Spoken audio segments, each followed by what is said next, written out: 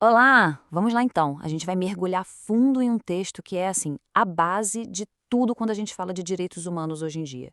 É o preâmbulo da Declaração Universal dos Direitos Humanos.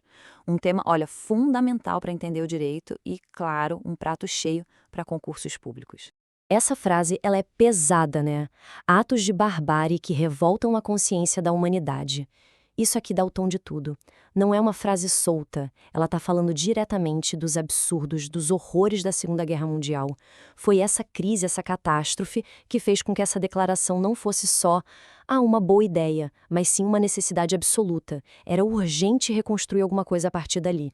Então, para a gente entender de verdade o porquê dessa declaração existir, a gente precisa olhar para o problema que ela queria resolver. E que problema, né? Ela nasceu literalmente como uma resposta a um período de barbárie que o mundo nunca tinha visto antes. O cenário era esse aí: guerra, injustiça, tirania e opressão por toda parte. Mas o ponto-chave, e isso é muito importante de sacar, é a ligação de causa e efeito que o próprio texto faz. Ele diz, com todas as letras, o que levou a esses atos bárbaros foi justamente o desprezo, o esquecimento dos direitos humanos. Ok, diante desse caos todo, qual seria a saída? O que poderia ser a base para um mundo melhor? E é aqui que a genialidade do preâmbulo começa a aparecer. Ele não fica só apontando o desastre, ele vai além. Ele propõe uma solução, uma fundação, um conjunto de princípios para construir um mundo novo em cima daquele entulho todo. E qual é essa fundação? Qual é o coração filosófico desse documento? A gente chega na ideia principal, a viga mestra de tudo, o fundamento da dignidade. A palavra-chave aqui é dignidade inerente. O que isso quer dizer?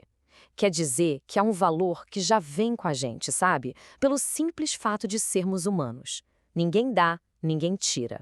É como se fosse parte do nosso pacote básico. E é dessa ideia que nascem todos os outros direitos. E a lógica é super direta, né? Reconhecer essa dignidade é o caminho para a gente ter liberdade, justiça e paz no mundo. É uma coisa ligada na outra. É simples e, ao mesmo tempo, de uma força tremenda. Agora vamos ver uma coisa que eu acho fascinante nesse documento. É a forma como o preâmbulo vai construindo o seu raciocínio. É como se fosse um advogado montando um caso, sabe? Cláusula por cláusula, de um jeito super lógico, para convencer todo mundo. Se a gente olhar a estrutura, vai ver que ele usa várias frases que começam com considerando que. Isso é bem típico de texto de lei, né? São os famosos considerandos. Cada um deles é um tijolinho na construção de um argumento que, no final, se mostra praticamente irrefutável. O primeiro considerando, a primeira peça desse quebra-cabeça, faz aquela conexão que a gente já falou. O desprezo pelos direitos do homem levou a atos de barbárie. Ponto. Ele crava essa relação de causa e consequência logo de cara. Resumindo a ópera, ignorar direitos dá nisso, em atrocidade. Fica claro qual é o preço que se paga quando a gente é negligente ou indiferente com esses princípios. Aí vem o segundo considerando, que é genial, muito estratégico. Ele diz basicamente o seguinte: é essencial proteger os direitos humanos com a força da lei para que as pessoas não precisem apelar para a única saída que sobra contra um tirano, que é a revolta. Percebe a jogada? Aqui, os direitos humanos não são só uma coisa bonitinha, uma questão moral. Eles são apresentados como uma ferramenta prática, uma necessidade para manter a paz e estabilidade. É um argumento super pragmático. Bom, então, depois de apresentar o problema, mostrar a causa e propor a solução, o preâmbulo chega na sua grande conclusão. Ele não para na teoria, ele aponta um caminho, uma chamada para ação.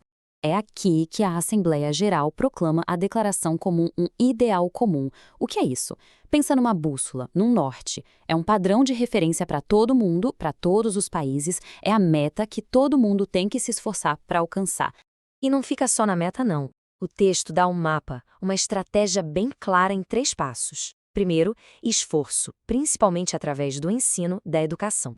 Segundo, promoção, com medidas práticas, tanto dentro dos países quanto entre eles.